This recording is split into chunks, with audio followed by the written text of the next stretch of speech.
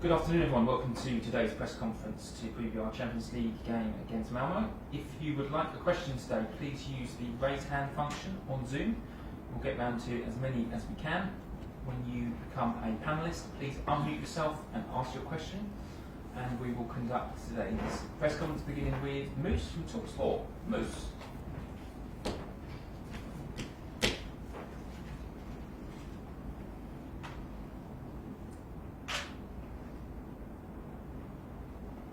Are you there, Moose? Here you go.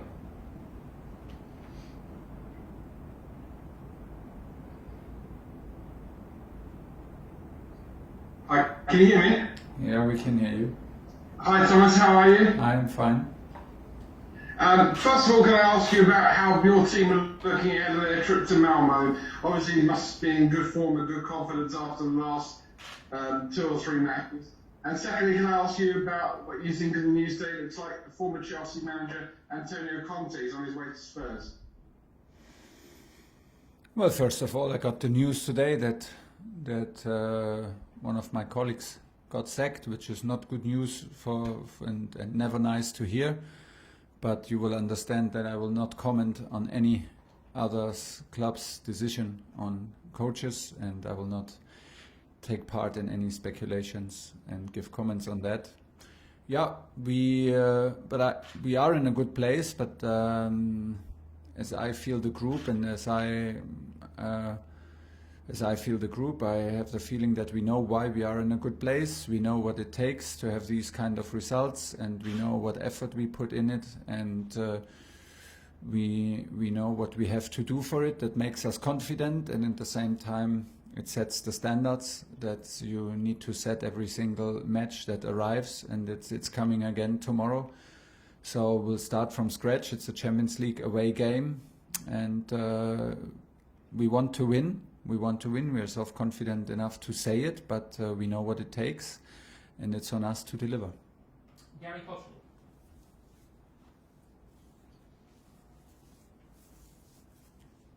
Gary? Simon Johnson? Gary? Can you hear me now? Yep. Sorry, I didn't unmute myself. Hello, Thomas. Hi. It does look like Conte's on his way to the Premier League. That'll be another elite super coach, yourself, Pep, Jurgen. Does that lift the challenge? Does that lift the kind of effort you have to put in this league if that happens? Well, you can ask me again if it happens, but right now it's speculation, and I will, unfortunately for you, not take part in any speculation about any other club's coaches' decisions. And in terms of the players we didn't see at today's training session, it looks like no Mason, no Romelu obviously, or Timo or Kovacic, is that correct? Yes, these 4 players are out, unfortunately. Still out, but also, yeah, for Timo, Romelu and Kova, no surprise. For Mason, he does not feel really better. To stop any speculation, is not COVID. He's negative for COVID, so he's just ill and does not feel good enough to take part in training and, of course, take part in the trip to Malmo. The good news is Christian Pulisic is back and back in the squad for tomorrow. Simon Johnson. Hi Thomas. Hi. Forgive the left field question. Billy Gilmore, do you have any concerns about the lack of game time he's getting at Norwich? Have you spoken to Daniel Farke about it? And are you thinking about recalling him in January if he doesn't play for the first team for much longer? We will take the decision then in January, when the decisions has to be made, and not now. In general, I think it is. I spoke with Daniel about it, and I was happy to meet Billy around the match, now around Norwich's match at Stamford Bridge. The things were clear when we decided together that he is looking for more minutes and more game time and more match time in another club. The challenge was clear, that he needs to fight his way through, and this is where he is right now. Things are not going so like as he maybe wishes for, as we all wish for, but it's not the moment now to already give solutions and cancel the whole project. It's sometimes these weeks and months arrive where the situation seems to be stuck or seems not to go the right way. You have to hang in there, you have to show your quality, and you have to make sure that you help your team, no matter where it is. And that sharpens your character, and that will be a big chapter in your career. And that's the same for Billy. It's for me right now not the moment to already give solutions for January and open the talks to bringing him back. Now is start of November, and there are still months to go, and there's still a lot of time to prove that he has enough quality to help Norwich be a better team. James Gearbrand. Hi, Thomas. I wanted to ask you about this interesting statistic. I think out of the 26 goals that Chelsea have scored in the Premier League and Champions League so far, excluding penalties and own goals, 13 of them have been from your defenders. Is that just a quirk, or is that partly by design? In terms of the attacking system, are you trying to spread the chances that you create more evenly through the team so you're not just relying on one or two positions to score goals? That's normally what you do in any, I think what any manager does in any team, that you try to not rely on only one or two goal scorers. At the same time, you wish also to rely on one or two consistent goal scorers, because that gives you also a lift. And it's also necessary if you want to reach the highest level in any competition. You need consistent goal scoring threat from your strikers, because they do what they do. I think the statistic will look maybe a bit different if you maybe interpret the wing backs more as midfielders, because if you play in a back three, it's not really a full back position, it's a wing back position, and that is more for me more a midfield position. So I would not call them defender, although they have to defend in some moments and like defenders, but they are more free to attack, have a shorter way to the opponent's box than in the role as a fullback. So it's necessary that they are included and that we bring them to the box at the end of our attacks to increase the goal threat. I'm happy when we create chances. I'm happy when we have in the end 5-6 players in the box to be dangerous. And in a system that we play is crucial that the wing backs are there and have the freedom to be dangerous. And second one is, of course, defenders need to be dangerous also for set pieces. We want to be strong in set pieces, and the focus is also on set pieces. So that's the way it is right now, and still we hope that we can put our strikers in the end of the season on top of the list. David Jesperson. Hello, David, Swedish Hi. television. Malmö haven't scored a goal yet in the group stages. They have to come up with something extraordinary to get a result from you tomorrow. How do you prepare yourself and your team facing an opponent in that position?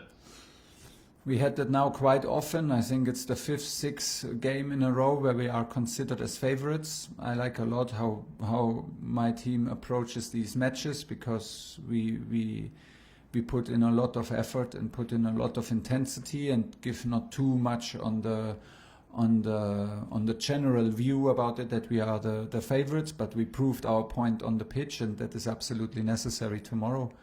When you say very right that Malmo maybe needs an extraordinary performance, then I think they will absolutely prepare for this, and any team on this kind of level is ready to create an extraordinary performance. So we are better. We should be prepared, and we should be humble and respectful enough towards the game and towards the opponent, and anything can happen. These matches on Champions League level are about details. It is a constellation where Malmö also has nothing to lose, though they can play with a lot of freedom. They can play with a lot of courage. They will be supported by an emotional crowd, and this is the things we have to face. Like I said, it's not the first time, and we will try to have influence on our team, that we approach our games in the same way like last week's. Alistair McGowan. Hi Thomas. I just wanted to ask you a question about Callum Hudson-Odoi. I think I'm right in saying that this is the most starts that he's made at this stage of the season in his Chelsea career. I just wondered if you're glad that he didn't leave the club now in the summer, and how would you describe his performances so far this season?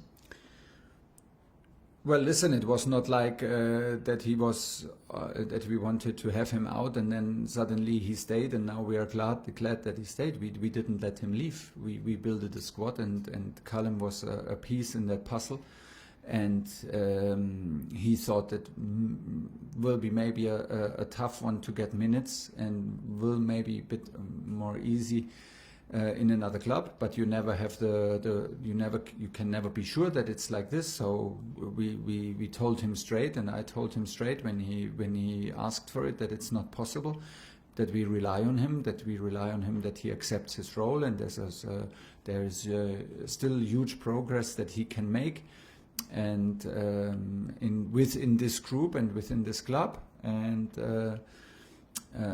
listen, was it always fair to let him play as a right wing back? No, maybe not. But he had to take this for the team, and he did. And he was always positive, and he showed the right spirit. He had a very, very good pre-season where we could see what he's capable of on the half left side.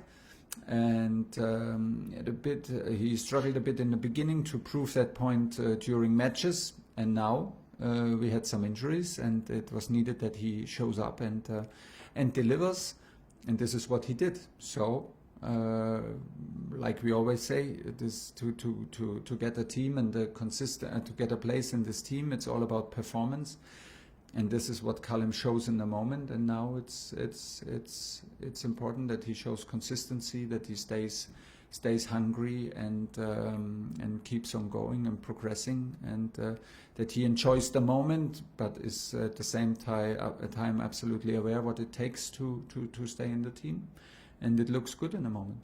The last question for Thomas today, James Robson. Hi Thomas. Hi.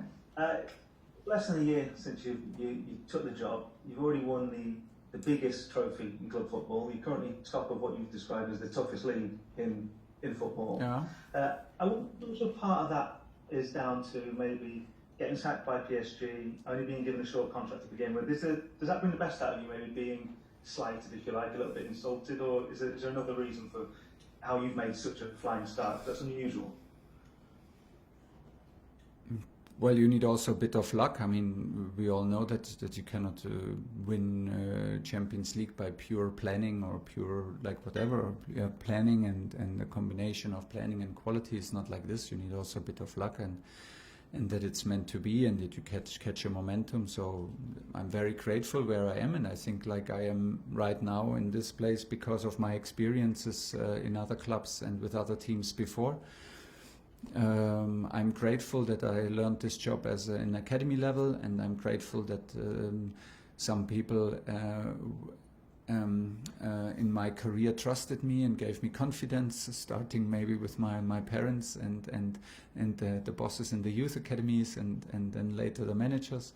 So, and then the target is to get better every week, to get better every match and every day, and never stop learning and never stop progressing as a coach, because this is what it is. And now it seems to be a perfect fit from day one for me. I'm super happy to be in this club and to be part of the club, and maybe this is the last percent. Like if you feel fully happy and you feel appreciated and everything falls into place very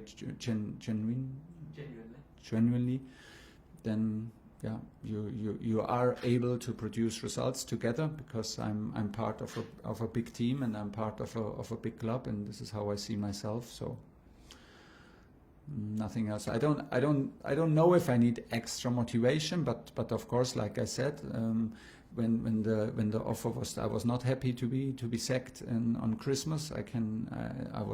My mission was not fulfilled. I had big plans for the Champions League campaign again, and to win the title in domestic title again and again. I was hungry, and we were on the way. And this was a huge interruption, of course. And like I said, some days later, some weeks later, came a huge opportunity, and the desire to step into this adventure was much higher than the fear of and the concern about the 18 months, because it is what it is in football. You need to take the adventure. You need to be brave and courageous. And once you have the feeling, and I have the feeling I got a big reward for this. Right now, I'm happy where I am, and I want to be better every single day and learn and grow. And it's a good environment to do this. Great. Leave it there. Stay on the line, please, for Ben Chilwell. Through shortly.